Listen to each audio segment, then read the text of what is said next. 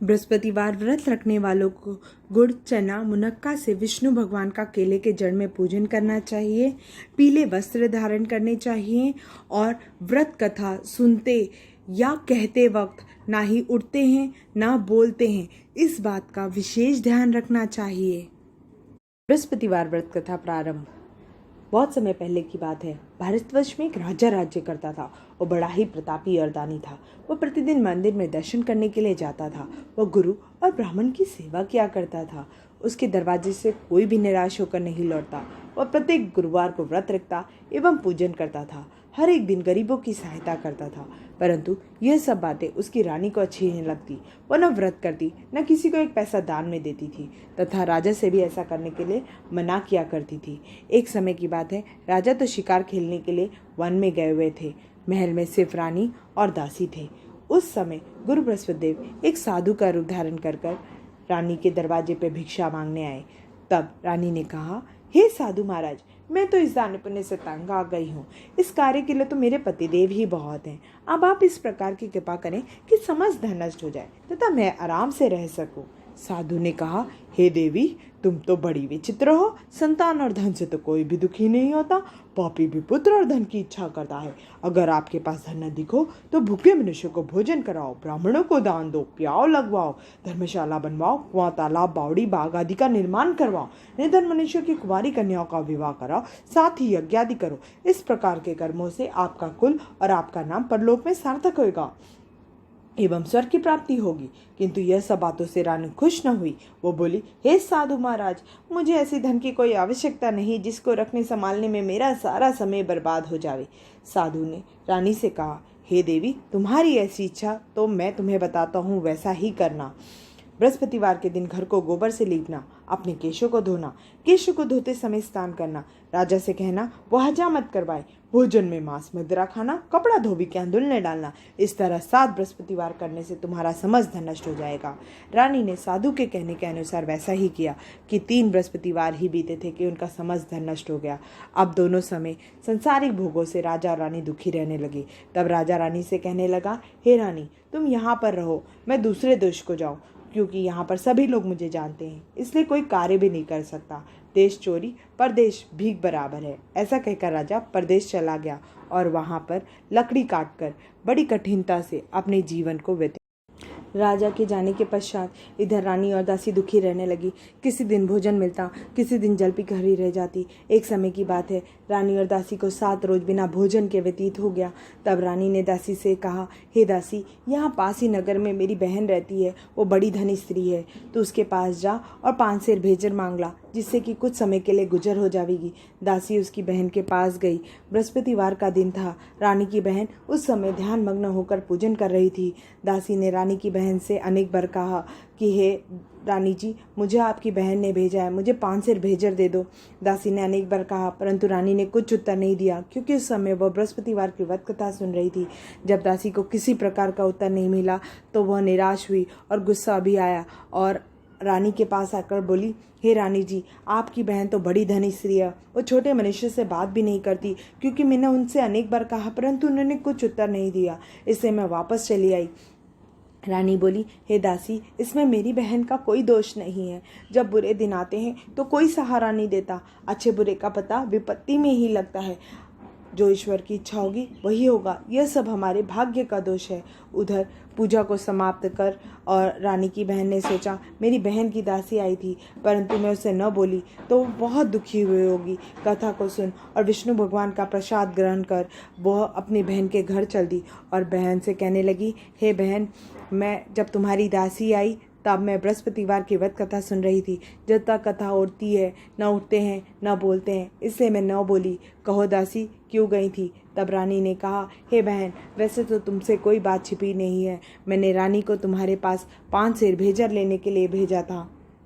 इस पर रानी की बहन बोली, हे बहन, बृहस्पति भगवान ऐसे हैं जो जिसके मन में कामना है सभी को पूर्ण करते हैं। देखो, शायद तुम्हारे घर में अनाज रखा हो। यह सुन दासी घर के भीतर गई। उसे एक घड़ा भेजर का भरा हुआ मिल गया। उसे बहुत खुशी हुई और आश्चर्य भी हुआ, क्योंकि उसके अनुसार घर के एक एक बर्तन अन्न से खाली थे। उसने घर बाहर आकर रानी को सारी बात बताई। दासी ने अपनी रानी से कहा कि हे रानी जी देखो, जब हमको भोजन नहीं मिलता तो हम रोज ही व्रत करते हैं। अगर इनसे व्रत की विधि और कथा पूछ ली जाए तो हम भी बृहस्पतिवार के व्रत क्या करेंगे। तब दासी की आग्रह सुनकर रानी ने अपनी बहन से बृहस्पति भगवान की व्रत कथा की विधि और नियम को विस्तार में पूछा। तब रानी की बहन बोली, बृहस्पतिवार के दिन गुड़, चना, मुनक्का से विष्णु भगवान का केले के जड़ में पूजन करें, पीला भोजन करते हैं, पीले वस्त्र धारण करते हैं तथा प्रेम पूर्वक बृहस्पति भगवान का व्रत कथा सुनते हैं। इस प्रकार करने से गुरु भगवान प्रसन्न होते हैं, अन्नपुत्र दन देते हैं, मनोकामनाओं को पूर्ण करते हैं। व्रत एवं पूजन की विधि बताकर रानी की बहन अपने घर को लौट गई। तत्पश्चात रानी और दासी दोनों ने निश्चय किया कि बृहस्पति भगवान का व्रत एवं पूजन जरूर करेंगे। 7 दिन पश्चात जब बृहस्पतिवार का दिन आया तो दासी घोड़सवार से जाकर चना, गुड़ आदि बीन लाई और उसकी दाल से केले के जड़ में विष्णु भगवान का पूजन किया। अब भोजन पीला कहाँ से आवे, बेचारी बहुत दुखी हुई, परंतु उन्होंने व्रत रखा था इसलिए विष्णु भगवान प्रसन्न थे और साधु के रूप में आकर 2 थालों में सुंदर पीला भोजन लेकर दासी को कहने लगे, हे दासी, यह तुम्हारे और रानी के लिए है। दासी भोजन पाकर बड़ी प्रसन्न हुई। वह रानी से कहने लगी, चलो रानी जी भोजन कर लो। रानी को इस विषय में कुछ पता नहीं था।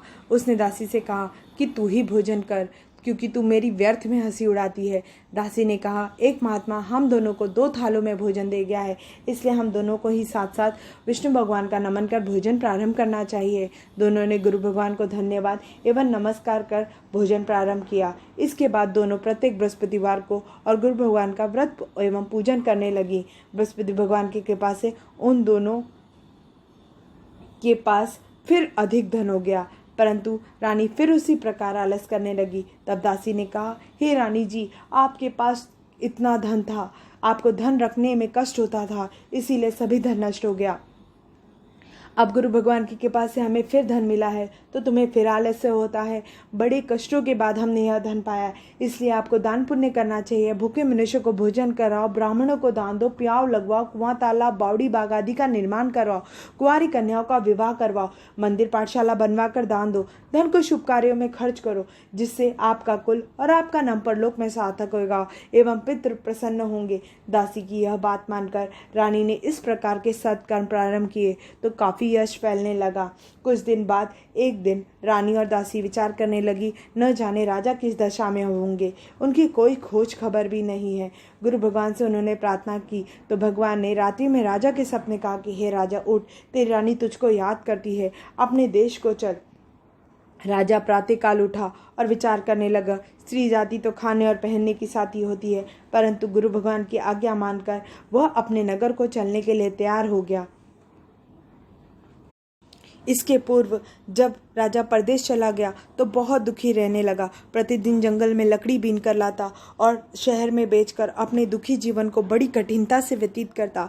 एक दिन राजा दुखी होकर अपने पुरानी बातों को याद कर रोने लगा। उस समय ब्रजदेव एक साधु का रूप धारण कर आए और राजा से कहने लगे, हे लकड़हारे, तुम इस सुनसान जंगल में किस चिंता में बैठे हो। यह सुन राजा के नेत्रों में जल भर आया और साधु की वंदना कर बोला, हे प्रभु, आप तो सब कुछ जानने वाले हो। इतना कहकर साधु को संपूर्ण कहानी बतला दी। महात्मा दयालु होते हैं। उसने राजा से कहा, हे राजन, तुम किसी बात की चिंता मत करो। तुम्हारी स्त्री ने बृहस्पति भगवान का अपराध किया था, जिस कारण तुम्हारी यह दुर्दशा हुई है। अब तुम किसी प्रकार की चिंता मत करो, भगवान तुम्हें पहले से अधिक धन देगा।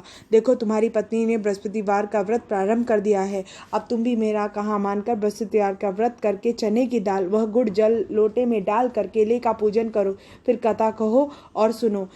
भगवान तुम्हारी सभी मनोकामनाओं को पूर्ण करेंगे। साधु के वचनों को सुनकर राजा बोला, हे प्रभु, मुझे लकड़ी बेचकर इतना पैसा नहीं मिलता जिसके उपरांत में कुछ बचा सकूं। मैंने रात्रि में अपनी रानी को व्याकुल देखा, मेरे पास कुछ भी नहीं जिससे मैं उसकी खोज खबर मंगा सकूं, और मैं कौन सी कहानी कहूं, मुझे कुछ भी पता नहीं है। साधु ने कहा, हे राजन, तुम किसी बात की चिंता मत करो। बृहस्पतिवार के दिन नित्य की भांति तुम लकड़ियां लेकर शहर को जाओ। तुम्हें रोज से दुगना धन प्राप्त होगा, जिससे तुम भली भांति गुड़ चना का प्रसाद ले आओगे। और बृहस्पतिवार की कहानी निम्न प्रकार से है।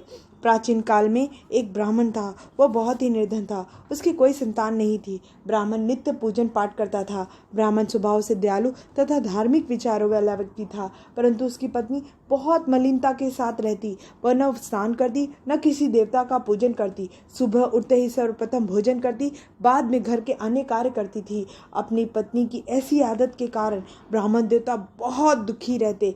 वह अपनी पत्नी से बहुत कुछ कहते, बहुत समझाते, परंतु उसका कोई परिणाम न निकला। भगवान की कृपा से ब्राह्मण की स्त्री के कन्या रूपी रत्न पैदा हुई। वह कन्या अपने पिता के घर बड़ी होने लगी। वह प्रातःकाल स्नान करके विष्णु भगवान का जाप करने लगी, बृहस्पतिवार का व्रत रखने लगी। पूजन पाठ को समाप्त कर कर पाठशाला जाती तो अपनी मुट्ठी में जौ भर कर ले जाती। पाठशाला जाते समय उन्हें रास्ते में डालती जाती। भगवान बृहस्पतिवार की कृपा से वह जौ स्वर्ण के हो जाते तो उन्हें लौटते समय घर बीन कर ले आती। एक दिन वह बालिका सोने के सूप में जौ फटक कर साफ कर रही थी। उसकी माँ ने देख लिया और कहा, हे बेटी, सोने के जौ को फटकने के लिए तो सोने का सूप होना चाहिए। दूसरे रोज बृहस्पतिवार था। उस कन्या ने बृहस्पति भगवान से प्रार्थना की और कहा कि हे प्रभु, अगर मैंने आपकी पूजा सच्चे मन से की हो तो मुझे सोने का सूप दे दो। रोजाना की तरह जब वह कन्या जौ फैलाती हुई जाने लगी और जब लौट कर जौ बीन रही थी तो उसे सोने का सूप मिला। उसे वह घर लिवा लाई और उससे सोने के जौ को साफ करने लगी, परंतु उसकी माँ का वही ढंग रहा। एक दिन वह कन्या सोने के सूप में जौ फटक कर साफ कर रही थी कि उस शहर का राजपूत वहां से होकर निकला। उस कन्या के रूप और कार्य को देखकर मोहित हो गया और तथा राजमहल लौटकर अन्न और जल त्याग कर उदास होकर लेट गया। जब राजा को इस बात का पता चला तब अपने मंत्री के साथ वह अपने बेटे के पास पहुंचे और राजकुमार से कहने लगे, हे बेटा, तुम्हें किस बात का दुख है? किसी ने तुम्हारा अपमान किया अथवा कोई और कारण हो, तुम मुझे बतलाओ, मैं वही करूँगा जिससे तुम्हें प्रसन्नता हो।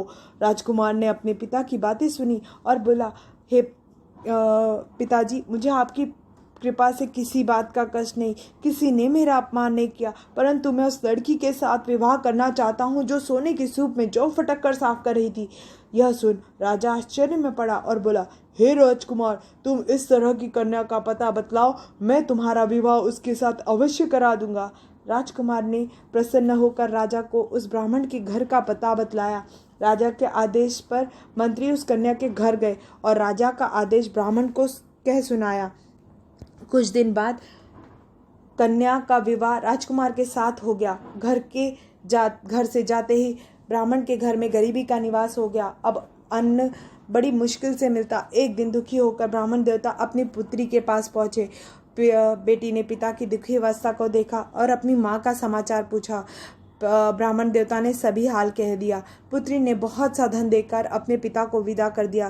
कुछ दिन तो सुखपूर्वक व्यतीत हुआ, कुछ दिन बाद फिर वही हाल हो गया। तो ब्राह्मण देवता फिर अपनी पुत्री के पास पहुंचे तो बेटी कहने लगी, हे पिताजी, आप माता जी को यहाँ लिवा लाए, मैं उन्हें सब विधि बता दूंगी जिससे गरीबी दूर हो जाएगी। ब्राह्मण देवता अपनी स्त्री को लेकर अपनी पुत्री के पास पहुंचे। पुत्री अपनी माँ को समझाने लगी, हे माँ, तुम प्रातःकाल स्नान आदि करके विष्णु भगवान का पूजन पाठ करो, सब दरिद्रता दूर हो जाएगी। परंतु उसकी माँ ने एक भी बात नहीं मानी। वह सुबह उठते ही प्रथम जूठन खा लेती, पुत्री बच्चों का जूठन खाती, बाद में अन्य कार्य करती थी। एक रोज उसकी पुत्री को बहुत गुस्सा आया। उसने कोठरी से सभी सामान निकाल दिया और उसमें अपनी माँ को बंद कर दिया। प्रातःकाल उसमें से निकाल कर विष्णु भगवान का स्नान आदि कराकर विष्णु भगवान का पूजन पाठ करवाया, जिससे उसकी माँ की बुद्धि ठीक हो गई। इसके बाद वह प्रत्येक बृहस्पतिवार को व्रत रखने लगी। इस व्रत के प्रभाव से उसकी माँ भी अत्यंत धनवान तथा पुत्रवती हो गई। वसुदेव की कृपा से वृद्ध अवस्था में मृत्यु को प्राप्त कर स्वर्ग को प्राप्त हुई। वह ब्राह्मण भी सुखपूर्वक लोक भोग कर स्वर्ग प्राप्त हुए। इस प्रकार कहानी कहकर साधु देवता वहां से अंतर ध्यान हो गए। धीरे धीरे 6 दिन का समय बीत गया तथा बृहस्पतिवार का दिन आ गया। लकड़हारा रूपी जंगल में लकड़ियां लेकर शहर को गया। उसे रोज से दुगना धन प्राप्त हुआ, जिससे उसने चना गुड़ आदि लाकर विष्णु भगवान का केले के जड़ में पूजन किया। उस दिन उसके सभी कष्ट दूर हो गए, परंतु जब दोबारा गुरुवार का दिन आया तो वह व्रत रखना भूल गया। इस कारण बृहस्पति भगवान उससे रुष्ट हो गए। उस दिन उस नगर के राजा ने विशाल यज्ञ का आयोजन कराया था और समस्त राज्य में घोषणा करवा दी गई कि कोई भी मनुष्य अपने घर में भोजन न बनावे तथा आग न जलावे। सभी लोग मेरे यहाँ भोजन करने आवेंगे। इस आज्ञा को जो न मानेगा उसे फांसी की सजा दी जाएगी। राजा के आज्ञा अनुसार राज्य के सभी लोग भोजन करने गए, परंतु लकड़हारा कुछ देर बाद पहुंचा, इसलिए राजा उससे अपने साथ लिवा ले जाकर भोजन करा रहे थे कि रानी की दृष्टि उस कुटी पर पड़ी जिस पे उसका हार लटका हुआ था। उसे वहां दिखाई नहीं दिया। रानी ने निश्चय किया कि यह हार मेरा लकड़हारे ने चुरा लिया है। उसी समय रानी ने जिद कर सैनिकों को बुलवा कर लकड़हारे को जेल खाने में बंद करवा दिया। जब लकड़हारा जेल खाने में पड़ गया तो विचार करने लगा, न जाने कौन से पूर्व जन्म के कर्म से मुझे यह दुख प्राप्त हुआ है। उसी समय बृहस्पतिदेव एक महात्मा के रूप में आकर उसकी दशा को देखकर कहने लगे, अरे मूर्ख, तूने बृहस्पतिवार की व्रत कथा नहीं कही, जिस कारण तेरी यह दशा हुई है। अब तू किसी बात की चिंता मत करना। बृहस्पतिवार के दिन जेल खाने के दरवाजे पे तुझे 4 पैसा पड़े मिलेंगे, जिससे तू बृहस्पतिवार की व्रत कथा कहना, तेरे सभी कलेश दूर हो जाएंगे। बृहस्पतिवार के दिन उसे जेल खाने के दरवाजे पे 4 पैसा पड़े मिले, जिससे उसने प्रसाद मंगवाया और बृहस्पतिवार की व्रत कथा कही और प्रसाद ग्रहण किया और दूसरों को भी कराया। उसी रात्रि को बृहस्पतिदेव ने राजा के सपने कहा कि हे राजन, उठ, तूने जिस आदमी को जेल खाने में बंद कर दिया है वह निर्दोष है। तेरी रानी का हार उसी खूंटी पे लटका हुआ है। अगर तू ऐसा नहीं करेगा तो मैं तेरे राज्य को नष्ट कर दूंगा। राजा रात्रि के स्वप्न को देखकर राजा प्रातःकाल उठा और खूंटी पे हाथ टंगा हुआ देखकर लकड़हारे को बुलाकर क्षमा आदि मांगी और योग्य सुंदर वस्त्र आभूषण देकर विदा कर दिया। बृहस्पति देव के आज्ञा अनुसार लकड़हारा अपने नगर को चलने के लिए तैयार हो गया। जब नगर के निकट पहुंचा तो उसे बहुत आश्चर्य हुआ। वहां पहले से अधिक बाग, तालाब, कुआं आदि धर्मशाला बने हुए थे। राजा ने अपने नगर निवासियों से पूछा कि यह बाग, तालाब, धर्मशाला, कुएं किसके द्वारा बनवाए गए हैं। तब नगर के सभी लोग कहने लगे, यह रानी और दासी द्वारा बनवाए गए हैं। राजा को बहुत आश्चर्य हुआ और क्रोध भी आया। तब जब रानी ने सुना कि राजा आ रहे हैं तो उसने दासी से कहा, हे दासी, राजा हमें कितनी दुखी अवस्था में छोड़ गए थे। हमारी ऐसी हालत देखकर कहीं लौट ना जाए, तो तुम दरवाजे पे खड़ी हो जाओ और जब राजा आए तो उन्हें अपने साथ लिवा लाए जाना। आज्ञा अनुसार दासी दरवाजे पे खड़ी हुई और जब राजा आए तो उन्हें अपने साथ लिवा लाई। राजा ने क्रोध कर अपनी तलवार निकाली और रानी से पूछने लगे, यह धन तुम्हें कहाँ से प्राप्त हुआ है। तब रानी ने कहा कि यह धन हमें बृहस्पति देव के व्रत के प्रभाव से प्राप्त हुआ है। राजा ने निश्चय किया कि 7 रोज बाद तो सभी लोग व्रत करते हैं, परंतु रोजाना मैं दिन में 3 बार कहानी कहूँगा और रोज व्रत किया करूँगा। अब हर समय राजा के दुपट्टे में दाल बंधी रहती और वह दिन में 3 बार कहानी कहता। एक दिन राजा ने विचार किया, चलो अपनी बहन के यहाँ हो में। ऐसा निश्चय कर राजा घोड़े पे सवार होकर अपनी बहन के घर चल दिया। मार्ग में उसने देखा कुछ आदमी मुर्दे को लिए जा रहे हैं। उन्हें रोककर कहने लगा, अरे भैया, मेरी बृहस्पतिवार की व्रत कथा सुन लो। वे बोले, लो, हमारा तो आदमी मर गया है, इसे अपने कथा की पड़ी है। परंतु कुछ आदमी बोले, अच्छा कहो, हम तुम्हारी कथा भी सुनेंगे। राजा ने दाल निकाली और कथा कहनी शुरू कर दी। जब कथा आदि हुई तो मुर्दा हिलने लगा। जब कथा समाप्त हुई तो राम राम कहकर मुर्दा खड़ा हो गया। आगे मार्ग में उसे एक किसान हल चलाता हुआ मिला।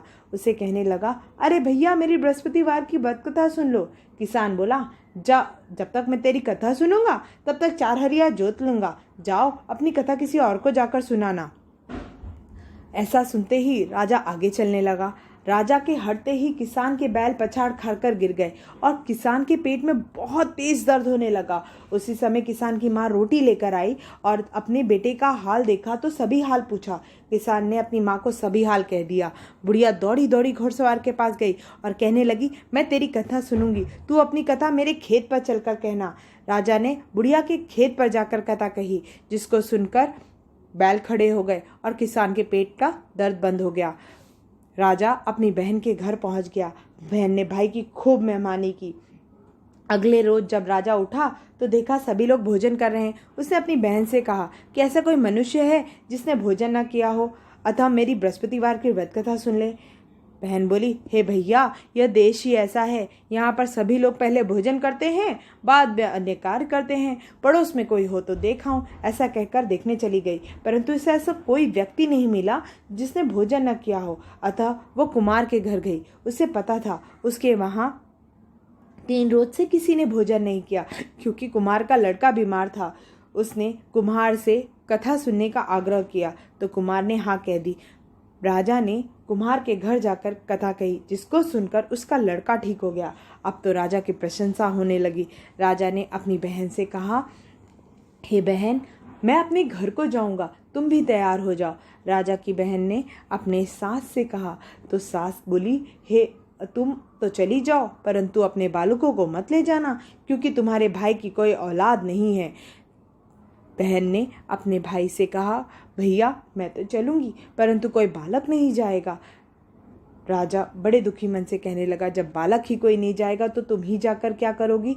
बड़े दुखी मन से राजा अपने नगर को लौट आया और अपनी रानी से कहने लगा, निर्वंशी राजा, हमारा मुंह देखने का धर्म आदि नहीं है, और जल तथा अन्न त्याग कर उदास होकर लेट गया। रानी ने कहा, हे प्रभु, ब्रह्मदेव ने हमें सब कुछ दिया है, हमें औलाद अवश्य देगी। उसी रात्रि को ब्रह्मदेव ने राजा के सपने कहा, हे राजन, उठ, सभी सोच को त्याग दे, तेरी रानी गर्भ से है। यह बात सुनकर राजा को बड़ी खुशी हुई। 9वें महीने में उसके गर्भ से एक सुंदर पुत्र पैदा हुआ। तब राजा ने रानी से कहा, हे रानी, स्त्री बिना भोजन के रह सकती है, परंतु बिना बात कहे नहीं रह सकती। मेरी बहन आवे तो उसे कुछ मत कहना। यह बात सुनकर रानी ने हाँ कह दी। जब बधाई सुनकर राजा की बहन अपने भाई के घर आई, तब रानी ने कहा, घोड़ा चढ़कर तो नहीं आई, गधा चढ़े आई। तब बहन ने कहा कि हे भाभी, अगर मैं इस प्रकार न कहती तो तुम्हें औलाद कैसे मिलती। ब्रह्मदेव ऐसे हैं जो जिसके मन में कामना है सभी को पूर्ण करते हैं, सभी की मनोचित फल देते हैं। जो श्रद्धापूर्वक बृहस्पतिवार का व्रत करता है एवं कथा पढ़ता है अथवा सुनता है, दूसरों को सुनाता है, बृहस्पति देव उसकी सभी मनोकामनाओं को पूर्ण करते हैं। बृहस्पतिदेव उसकी सदैव रक्षा करते हैं। जो श्रद्धा एवं संपूर्ण आदर भाव से बृहस्पतिदेव का पूजन एवं सच्चे दिल से व्रत करते हैं, उनकी सभी मनोकामनाओं को पूर्ण करते हैं। सच्चे एवं हृदय से, मन से, हृदय से रानी और राजा ने बृहस्पतिदेव की कथा का गुणगान किया था। उनकी सभी इच्छाओं को बृहस्पतिदेव ने पूरी की थी। इससे सभी को कथा सुनने के बाद बृहस्पति भगवान का प्रसाद ग्रहण करना चाहिए तथा सच्चे मन से भगवान बृहस्पति देव का ध्यान करते हुए सदा उनकी जय जयकार करनी चाहिए। बोलो बृहस्पति भगवान की।